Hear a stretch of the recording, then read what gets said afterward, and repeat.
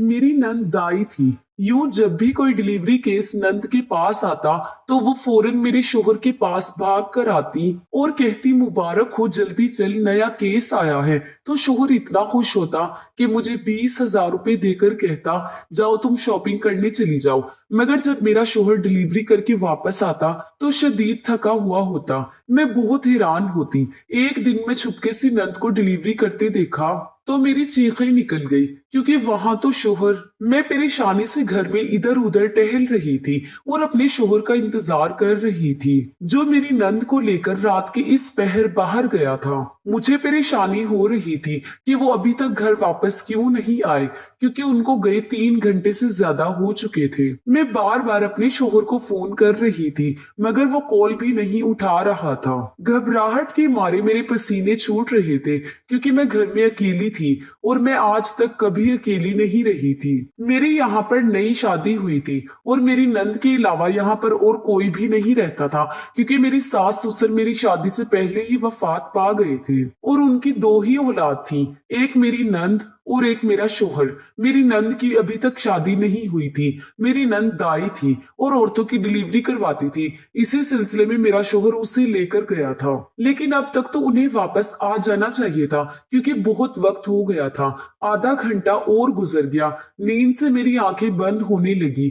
तभी अचानक बैरूनी दरवाजा खुला और मेरा शोहर अंदर आता दिखाई दिया। मैंने चौंक कर उसे देखा, क्योंकि वो तो मेरी नंद के कपड़ों में मलबूस था। मुझे देखकर वो घबरा गया, पूछने लगा कि तुम अभी तक नहीं सोई। मैंने कहा कि मैं आप लोगों का इंतजार कर रही थी, मगर ये तो बताएं कि रामीन कहाँ है और आपने ये उनके कपड़े क्यों पहन रखे हैं। तो मेरा शोहर बात को टालने वाले अंदाज में कहने लगा, वो असल में मेरे कपड़े फट गए थे, तो रामीन तो वैसे भी हर केस के बाद नए कपड़े पहनती है, तो उनके उतारे हुए कपड़े मैंने पहन लिए। सोचा कि रात घर वापस जा रहा हूँ, कौन सा कोई देख लेगा। अपने शोहर की इस वजाहत से मैं मुतमईन हो गई और दोबारा से अपनी नंद के बारे में पूछा कि वो आपके साथ क्यों नहीं आई।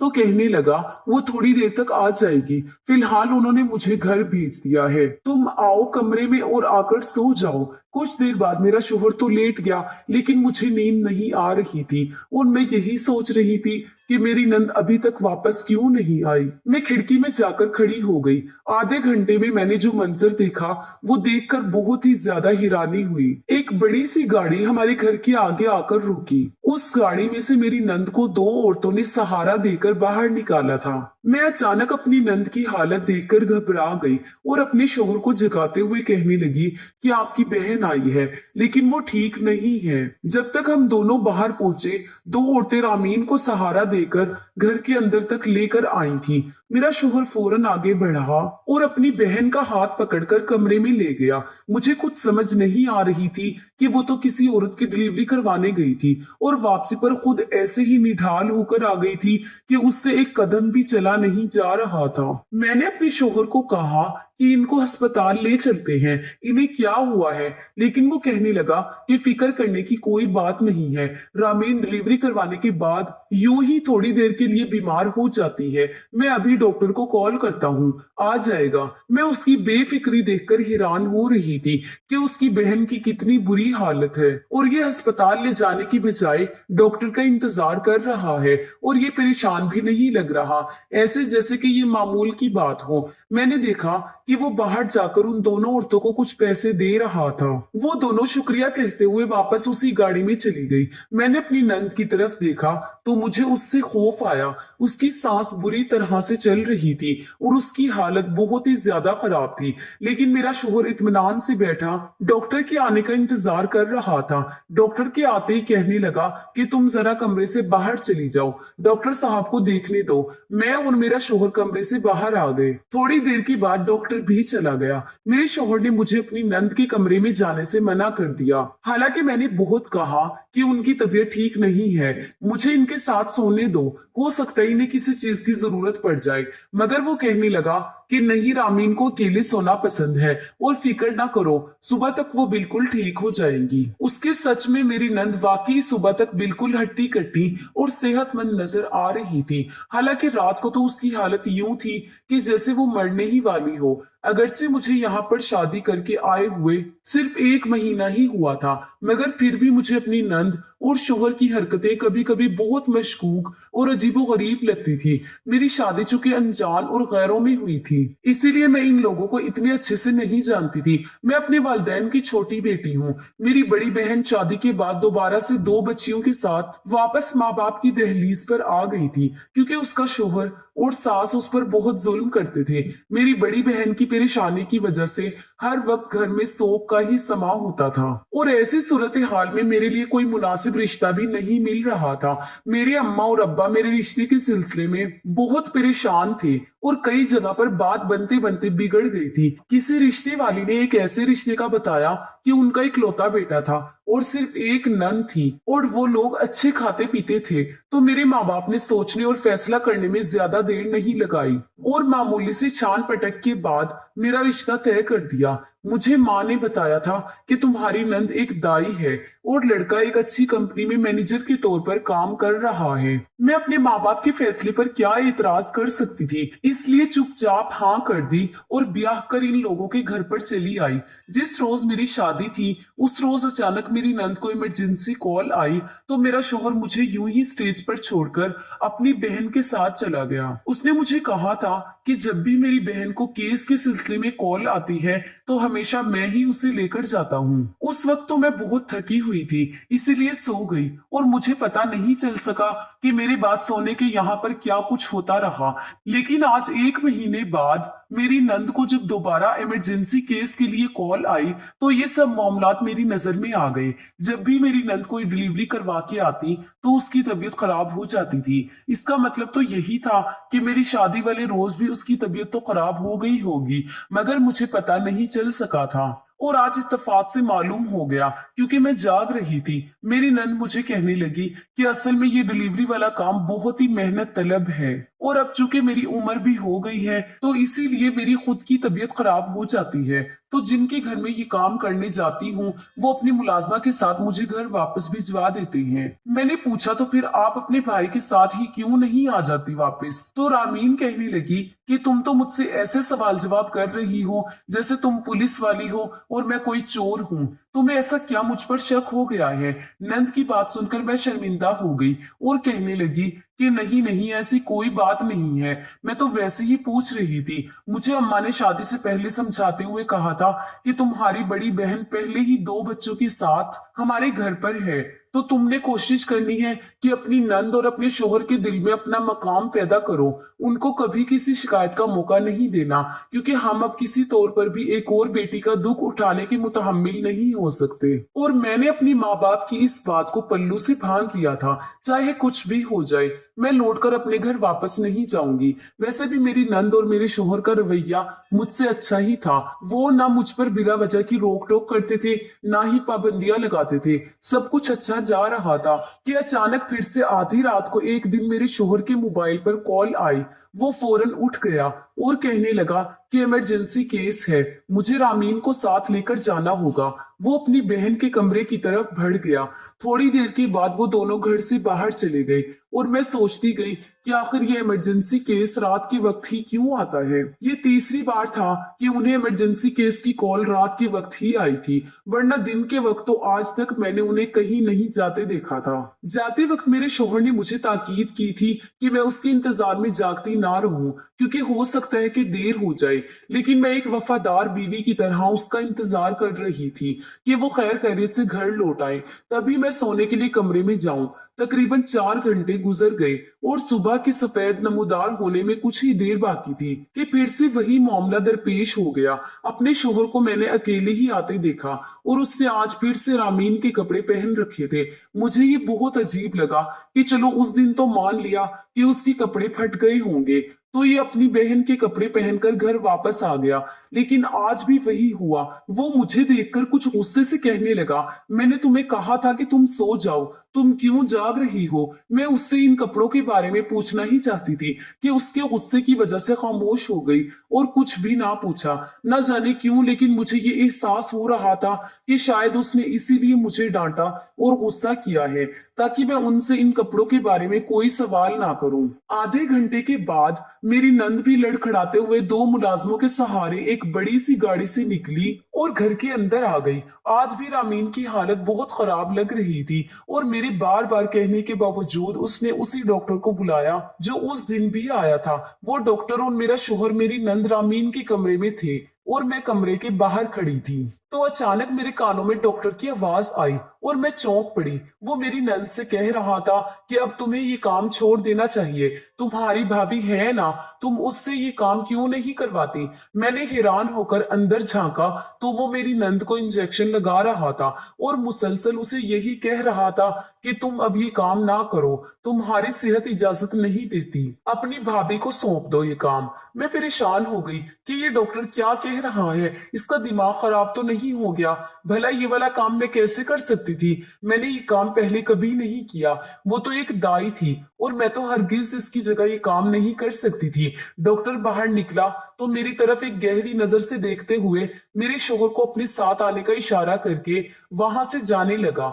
जाते जाते उसकी बात मेरे कानों में पड़ी। वो मेरे शोहर से भी यही कह रहा था कि अब अपनी बहन को छोड़कर अपनी बीवी से ये काम लो, फायदे में रहोगे। मैं गुस्से से अपने कमरे में आ गई कि डॉक्टर का तो दिमाग जल गया है कि ऐसी बात कर रहा है। खैर मैंने उसकी बात को जाने दिया, लेकिन मुझे इस बार शक हो चुका था और मुझे समझ नहीं आ रही थी कि ये क्या मामला है कि मेरा शोहर जाता तो अपने कपड़ों में है, लेकिन जब वापस आता है तो उसने मेरी नंद के कपड़े पहने होते हैं। ये काम हर महीने होता था। कभी कभी अचानक ही रात को मेरे शोहर को कॉल आती है और इमरजेंसी का कह के अपनी बहन को लेकर चला जाता है और फिर से वही सारा कुछ दोहराया जाता है। लेकिन अब तो मुझे शक हो चुका था कि 4 महीने गुजर चुके थे और मुझे अभी तक इससे ज्यादा कुछ नहीं पता चला था।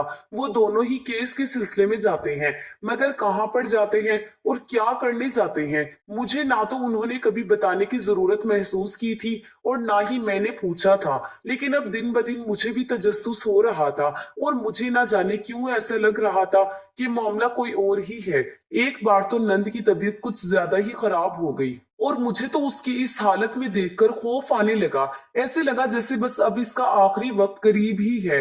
फौरन ही वही डॉक्टर भागा हुआ चला आया और उसको इंजेक्शन लगाया और डांटते हुए बोला कि मैंने तुम्हें कहा था ना कि अब अपनी भाभी से ये काम करवाओ, खुद छोड़ दो, तुम सुनती क्यों नहीं हो। इस बीमारी में भी मेरी नंद ने उसका हाथ पकड़कर आंखों के इशारे से उसे मना कर दिया, जैसे वो उसे कुछ बताने से मना कर रही हो। मैं ये देखकर उलझन और परेशानी में पड़ गई कि क्या बात है, ये सब मिलकर मुझसे क्या छुपा रहे हैं। मेरे शौहर ने डॉक्टर से सरगोशी में कहा कि अभी इसे ये सब बताने का सही मौका नहीं है, तो मेरी बीवी के सामने बार बार ये बातें करके उसे शक में मुब्तला मत करो। अगरचे उसने ये बड़ी ही आहिस्ता आवाज में कहा था, मगर मेरे कान तो मुसलसल उनकी तरफ ही लगे होते थे, इसीलिए मैंने ये सुन लिया था। डॉक्टर के जाने के बाद भी मेरा शोहर रामीन के कमरे में ही था। मैं थोड़ी देर के बाद बुलाने आई तो मेरी नंद की आवाज मुझे सुनाई दी। वो कहने लगी कि भाई मेरा ख्याल है डॉक्टर ठीक ही कह रहा है कि अब वक्त आ गया है कि इससे ये सब कुछ करवाने का। ये सब सुनकर मैं परेशान हो गई कि भला मैं दाई का काम कैसे कर सकती हूँ, और ये काम तो मेरी नंद को भी करने की हरगिज जरूरत नहीं थी क्योंकि मेरा शोहर अच्छा खासा कमाता था। तो मेरा नहीं ख्याल कि सिर्फ पैसों के लिए मेरी नंद को ये काम करना चाहिए। अब ये उस डॉक्टर ने नई बात उनके जहन में डाल दी थी कि वो अपना काम मुझे सिखा दे, और मेरी नंद भी उसकी हम ख्याल हो गई थी। मैं दुआ करने लगी कि कहीं मेरा शोहर भी इन दोनों के कहने में ना आ जाए। अब तो हर जगह ये काम डॉक्टर्स ही करते थे, तो मुझे ये काम सिखाने का उससे कोई फायदा ना होता। मैंने सोच लिया कि जब मेरा शोहर मुझसे ये बात करेगा तो मैं उसको साफ साफ मना कर दूंगी। कुछ दिनों बाद ही मुझे मेरी बहन की कॉल आई। वो कहने लगी कि मेरी छोटी बेटी की तबीयत ठीक नहीं है, तुम मेरे साथ इसको अस्पताल लेकर चलो। मैं शोहर से इजाजत लेकर मैके आ गई और अपनी बहन के साथ एक गवर्नमेंट अस्पताल में चली गई। भांजी को डॉक्टर से चेक करवाने के बाद जैसे ही हम दवाइयां लेने स्टोर पर आए तो मैं चौंक गई। मुझे जैसे अपनी आंखों पर यकीन ही नहीं आया। मेडिकल स्टोर जो आदमी दवाइयां दे रहा था वो तो वही था जो डॉक्टर बनकर हमारे घर आता था और मेरी नंद को इंजेक्शन लगाता था। ये यहाँ पर क्या कर रहा है? ये तो डॉक्टर था, और अगर ये डॉक्टर नहीं था तो फिर इसका मतलब तो साफ साफ यही हुआ कि ये हम लोगों को धोखा दे रहा था। ये सब कुछ ठीक नहीं था। मैंने सोचा कि मुझे इसके बारे में मालूम करना चाहिए। मैं बिल बनाने वाले आदमी के पास आई और उसी आदमी की तरफ इशारा करके पूछा कि ये यहाँ आपके पास कब से काम कर रहा है? ये तो डॉक्टर है ना, तो इसका यहाँ पर क्या काम? वो आदमी कहने लगा, मैडम ये आपको कहाँ से डॉक्टर नजर आ रहा है? हाँ, कुछ अरसा इसने कंपाउंडर के तौर पर काम जरूर किया है, मगर अब काफी अरसे से ये हमारे यहाँ पर ही नौकरी कर रहा है। ये सब सुनकर मैं परेशान हो गई। एक बात तो साफ हो गई कि ये डॉक्टर के रूप में हम सबको धोखा दे रहा था। मैं अपने घर आ गई और सोचा कि मुझे अपने शोहर से बात करके इसकी असलियत बता देनी चाहिए। मैंने सोचा कि रात के वक्त जब वो काम से आएगा तो मैं उसे सब सच बता दूंगी, मगर वो तो घर पर ही मौजूद था। मैं उसे देखकर हैरान हुई। थोड़ी देर पहले मैंने जब उसे कॉल करके अपनी बहन के साथ डॉक्टर के यहाँ चलने को कहा था तो इसने मुझे जरूरी काम का कहकर टाल दिया था, और अब वो घर पर क्या कर रहा था? रामीन ने बताया कि असल में मुझे एक इमरजेंसी के सिलसिले में जाना था, तो इसीलिए मैंने उसे कॉल करके बुला लिया। मेरा शोहर कहने लगा कि रामीन, मेरा नहीं ख्याल कि आपको जाना चाहिए। मैं अपनी बीवी को ले जाऊंगा और उसे सारा काम समझाऊंगा। आखिर हम इसीलिए तो आए हैं। मैं परेशान हो गई और मैंने कहा कि ये आप कैसी बातें कर रही हैं? मैं दाई तो नहीं हूँ जो बच्चे पैदा करवाऊं। अब रामीन को ही ले जाए। वो कहने लगा कि आज तुम्हें इस राज से भी आगाही मिल जाएगी कि मेरी बहन क्या काम करती है। एक बात तो जान लो कि जिस काम के बारे में हमने तुम्हें बताया था, रामीन वो काम तो नहीं करती। रामीन का काम कुछ अलग सा है और इस काम के हमें ढेरों पैसे मिलते हैं, तो इसलिए अब हम रामीन की शादी कर देंगे, तो तुम्हें रामीन का ये काम संभालना होगा। मैं डर गई। हरगिज भी मैं इसके साथ बाहर नहीं जाना चाहती थी, मगर वो मुझे अपने साथ लेकर एक अजीब सी जगह पर ले गया। मैं मुसलसल उससे पूछ रही थी कि वो मुझे कुछ तो बता दे, लेकिन वो कहने लगा, मैं किसी का इंतजार कर रहा हूँ, उसे आने दो। थोड़ी देर बाद एक अच्छा खासा अमीर नजर आने वाला शख्स वहां आ गया। उसके हाथ में एक ब्रीफकेस था। जब ये उसने हम दोनों के सामने खोला तो मेरी आंखें फटी की फटी रह गई। उसमें तो बहुत सारे पैसे थे और किसी की तस्वीर भी थी। मेरे शोहर को कहने लगा कि गाड़ी और मुलाजमाएं यहीं पर मौजूद हैं, जब काम कर लो तो उनको साथ ले जाना और फिर वापस भेज देना। ये सब क्या हो रहा था? मैं तो चकरा कर ही रह गई। वो चला गया तो मेरा शोहर मुझे लिए उस खंडर नुमा इमारत में ले गया। मेरा दिल बुरी तरह से लरज रहा था कि आखिर ये क्या करना चाह रहा है। थोड़ी देर के बाद मेरी नंद भी वहीं पर आ गई। मेरा शोहर उसे कहने लगा कि रामीन, मैं जा रहा हूँ, अब काम आपका है कि इसे कैसे ट्रेनिंग देकर इसके काम के लिए तैयार करना है। मुझे अभी भी समझ नहीं आ रहा था कि इस काम की नोयत क्या है। मेरी नंद उसे कहने लगी, नहीं, आज ये काम मुझे करना होगा क्योंकि ये काम बहुत अहम है। तुम इसे फिलहाल वापस ले जाओ, मैं अपना काम पूरा करके घर आ जाऊंगी। मेरा शोहर मुझे कहने लगा कि तुम ऐसा करो कि घर वापस चली जाओ, मैं इधर रामीन के पास ही रुकूंगा। हो सकता है ना मेरी किसी मदद की जरूरत पड़ जाए। मैं तो वहां से जान छुड़ाकर भागी और रास्ते में सोचने लगी कि आखिर वो दोनों ऐसा क्या खास काम कर रहे हैं कि उसके लिए उन्हें इतने सारे पैसे दिए जा रहे हैं। मुझे शुरू दिन उनका ये काम बहुत मशकूक लग रहा था और मैं हरगिज भी ऐसे किसी काम का हिस्सा नहीं बन सकती थी। अभी मैं रास्ते में ही थी कि अचानक मुझे ख्याल आया कि मुझे वहां पर जाकर देखना तो चाहिए कि वो दोनों वहां क्या कर रहे हैं। मुझे उन्होंने क्यों भेज दिया? मैंने रक्शे वाले को वापस मोड़ने का कहा और उस जगह से थोड़ी दूर ही उतर गई और पैदल चोरी चोरी वहां पर जाने लगी। मैंने वहां पर कुछ आग जलती हुई देखी तो मैं घबरा गई कि कहीं उन दोनों को कुछ हो न गया हो, लेकिन जैसे ही मैंने कदम आगे बढ़ाए तो खौफ के मारे मेरे कदमों तले से जान ही निकल गई। मैंने सोचा भी नहीं था कि ये दोनों इस हद तक चले जाएंगे। मुझे सब समझ आ गई कि उनका क्या काम है और आखिर इतना पैसा इनको मिल क्यों रहा है। मैं वहीं से चोरी छुपे उनको देखने लगी। मेरी नंद ने अपने गिर्द एक बड़ा सा दायरा खींच रखा था, जिसमें वो बैठी आंखें बंद किए मुसलसल मुंह ही मुंह में कुछ पढ़ रही थी, और मेरा शोहर खड़ा मुसलसल उस आग को बढ़ाता जा रहा था। मेरी सास ने अपने आगे कुछ पतले भी रखे हुए थे, और वो उनमें सुइयां भी चबो देती थी। इतना तो मुझे साफ साफ नजर आ रहा था कि वो जादू टोने का काम कर रही थी। 3-4 घंटे मुसलसल अमल करने के बाद वो वहां से उठ गई और उस गाड़ी में चली गई जो वहां से कुछ दूर खड़ी थी। थोड़ी देर के बाद मेरी नंद बाहर निकली तो उसने कपड़े बदले हुए थे। अपने पहने हुए कपड़े उसने उतार कर मेरे शोहर की तरफ बढ़ा दिए और उसको कहा कि ये कपड़े तुम बदल कर घर वापस चले जाओ, मैं कुछ देर के बाद आ जाऊंगी। उसकी हालत बहुत खराब हो रही थी। 2 मुलाजमाएं सहारा देकर गाड़ी के अंदर लेकर चली गई। मेरा शोहर अपनी बहन के कपड़े पहनकर घर की जानिब रवाना हो गया, मगर मैं अपनी नंद के पीछे ही रहना चाहती थी ताकि देख सकूं कि इतनी देर में ये यहाँ पर क्या करती है। मेरे शोहर के जाने के कुछ देर बाद वही आदमी आया जो थोड़ी देर पहले पैसों का ब्रीफकेस लेकर आया था। उसके आते ही मेरी नंद ने उसे कुछ तावीज वगैरह दिए और उसको समझाने लगी कि ये कैसे इस्तेमाल करने हैं। उसकी सांस बुरी तरह से खराब हो रही थी। जल्द ही दोनों मुलाजमों ने उसे गाड़ी में डाला और गाड़ी स्टार्ट हो गई। मैं समझ गई कि अब ये गाड़ी घर की तरफ जाएगी। मैं भी जल्दी से वहां से हट गई और रक्षा लेकर जब घर पहुंची तो दोनों बहन भाई मेरा इंतजार कर रहे थे। वो डॉक्टर भी वहीं पर मौजूद था। मेरा शोहर मुझे देखते ही पूछने लगा कि तुम कहाँ थी और अब कहाँ से आ रही हो। मैंने कहा कि मैं थी और मैं वहीं छुपकर देख रही थी कि तुम लोगों का क्या काम धंधा है और तुम लोग क्या करते हो। मैंने सब कुछ अपनी आंखों से देख लिया है। एक पल को तो मेरा शोहर घबरा गया और रामीन भी, लेकिन फिर वो हंसते हुए कहने लगा कि चलो अच्छा हुआ तुमने खुद ही देख लिया।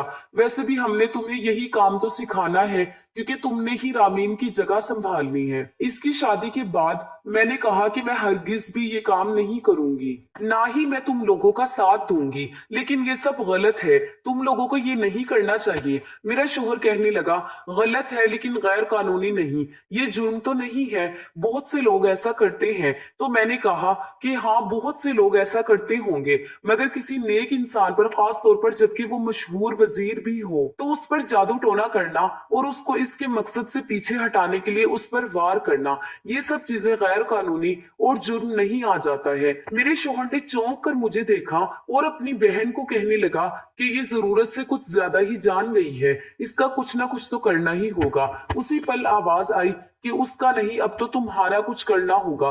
पुलिस आ चुकी थी क्योंकि मैंने यहाँ पर आने से पहले उन्हें कॉल कर दी थी। शक तो मुझे उन दोनों पर काफी दिनों से हो रहा था, मगर आज अपनी आंखों से देखकर मैं ये जान गई थी कि ये मामूली काम नहीं है, बल्कि आम जादू टोने से हटकर किसी बहुत ही अहम खास मकसद की खातिर ये सब कुछ हो रहा था। बाद में उन लोगों से तफ्तीश के बाद जो सारी कहानी मालूम हुई वो कुछ ये थी। मेरा शोहर असल में कंपाउंडर ही था, मगर जानबूझकर वो डॉक्टर के रूप में आता था ताकि किसी को शक ना हो। वो तीनों पिछले कई साल से ये काम कर रहे थे। ये कोई आम सा जादू टोना नहीं था। वो सहर इश्क और हांडी का जादू किया करते थे। सहर इश्क किसी ऐसी लड़की पर किया जाता था जिसको कोई लड़का पसंद करता हो और वो लड़की उसको ना चाहती हो, तो इस सूरत में उस पर ऐसा कड़वा जादू करती थी कि वो लड़की खुद ब खुद उस लड़के के पास आ जाती थी और इस मकसद के लिए ये रात को अमल करती थी। दूसरी तरफ हांडी का जादू ये इन लोगों के खिलाफ करती थी जिनको कोई दूसरा अपने हसद में नुकसान पहुंचाना चाहता हो। ये जादू इंतहाई कड़ा होता था और अगले बंदे को नफसियाती बनाकर आखिरकार कब्र में ही उतार देता था। बड़े बड़े आला ओहदों वाले इस लड़की के क्लाइंट थे और इससे खिदमात हासिल करते थे क्योंकि ये दोनों अमल बड़े ही कड़े और सख्त होते थे और इसमें बहुत तवानाई सर्फ होती थी। इसीलिए इतने अमल को करने के बाद इसकी खुद भी तबीयत खराब हो जाती थी। फिर वो अपने कपड़े उतारकर अपने भाई को दे देती थी ताकि वो पहन ले, ताकि उसके भाई को उसका थोड़ा बहुत इल्म मुंतकिल होता रहे। फिर जब वो घर आती तो उसका साथी उसको डॉक्टर के रूप में ताकत का इंजेक्शन लगाने आता था जिससे उसको सुकून मिल जाता और वो सो जाती। वो आदमी ही उनके लिए एक लाइनर ढूंढ कर लाता था। तो उन तीनों का मंसूबा ये था कि वो मुझे अपनी जगह ये सब सिखा देंगे और भाभी अपनी नंद का काम संभाल लेगी। आज दोपहर में जिस शख्स के साथ उसकी डील हुई थी, मैंने उन लोगों की सारी बातें सुन ली थी। मुझे मालूम हुआ था कि वो आदमी मशहूर वजीर पर हांडी का जादू करवाने आया था ताकि उसको नुकसान पहुंचा सके। मैंने वापस आते हुए उस वजीर को और पुलिस को इस बारे में सब कुछ बता दिया था। यही वजह थी कि मेरे घर आते ही पुलिस भी आ गई और उन लोगों को गिरफ्तार कर लिया। आज वो लोग जेल में हैं और मैं खुला लेकर अपने माँ बाप के घर में हूँ। मगर मुझे खुशी है कि मैंने गलत का साथ नहीं दिया और वही किया जो ठीक था। अगर आपको हमारी आज की कहानी पसंद आई है तो इस वीडियो को लाइक करें और ज्यादा से ज्यादा शेयर कीजिए। इस तरह की मजीद अच्छी अच्छी कहानियां सुनने के लिए हमारे चैनल को सब्सक्राइब करना ना भूलिएगा। अल्लाह हाफिज।